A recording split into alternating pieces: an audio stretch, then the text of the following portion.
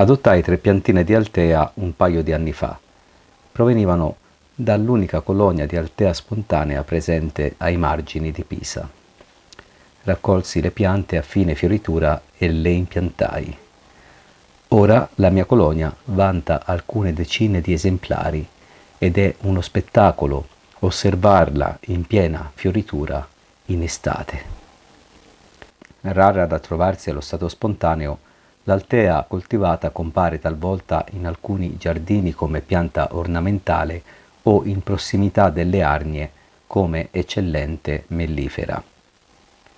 Pare che la parola Altea derivi dal verbo greco altaino con significato di guarisco, risano.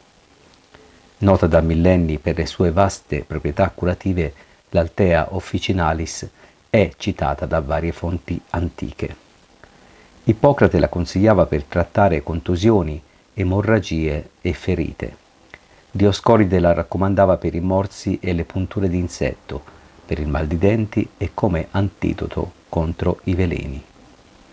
Plinio il Vecchio sosteneva che chiunque avesse assunto un cucchiaio di Altea sarebbe stato libero da ogni male per un giorno intero. In tutta Europa i guaritori consigliavano l'Altea per mal di denti, faringite, disturbi digestivi, irritazione urinaria, emorragie, malaria, tubercolosi, tosse, raucedine, respiro affannato, raffreddore, disturbi gastrointestinali e molte altre problematiche. Si è recentemente notato come l'Altea sia in grado di stimolare il sistema immunitario. In sostanza, la pianta si è rivelata in grado di potenziare le capacità dei globuli bianchi di divorare i microbi patogeni. Uno studio ha messo in luce le potenzialità della pianta nel ridurre i livelli glicemici. La Commissione europea ha approvato ufficialmente l'uso dell'erba per la cura della tosse. Le deliziose radici hanno fatto dell'Altea una pianta usatissima per fare le famose caramelle spugnose marshmallow. Marshmallow è infatti il nome inglese dell'Altea, con significato di malva di palude.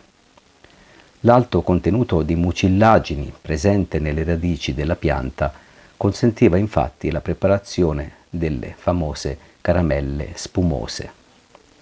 A contatto con l'acqua, la mucillagine contenuta nella radice si gonfia e forma una sorta di gelatina.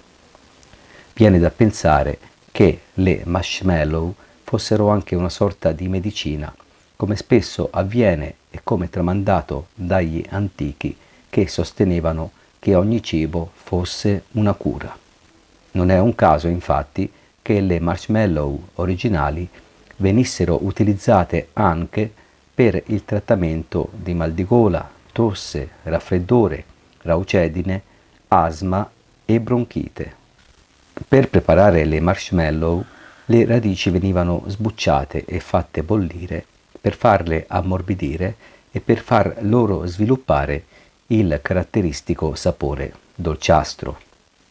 Si aggiungeva poi dello zucchero e si ottenevano dei bastoncini dolci, bianchi e spugnosi. L'Altea veniva legata talvolta anche ad altre erbe per ottenere una maggiore sinergia curativa. Oggi le marshmallow commerciali non contengono più radice di Altea. È possibile tuttavia che alcune pasticcerie artigianali preparino ancora le caramelle secondo la ricetta originale. Se si preferisce invece preparare delle caramelle diverse dalle marshmallow e senza zucchero, ecco come si preparano quelle all'Altea e liquirizia, un'altra pianta dai sorprendenti poteri antivirali sempre utili di questi tempi.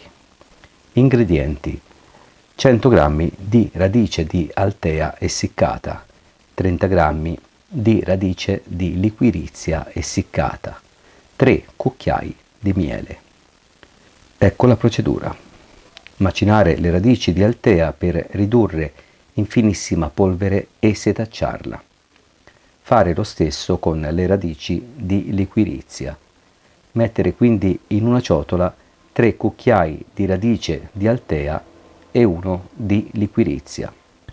Scaldare il miele finché non sarà liquido e farlo colare sopra le quantità di erbe appena accennate. Mescolare e aggiungere eventualmente altra polvere o altro miele per ottenere una giusta consistenza. Prendere con le mani dei piccoli pezzi di impasto e creare delle palline. Cospargerle di polvere di altea e liquirizia e metterle ad asciugare su una griglia ricoperta di carta forno. Le radici di altea si raccolgono in ottobre da piante di 2 anni e vanno prima essiccate.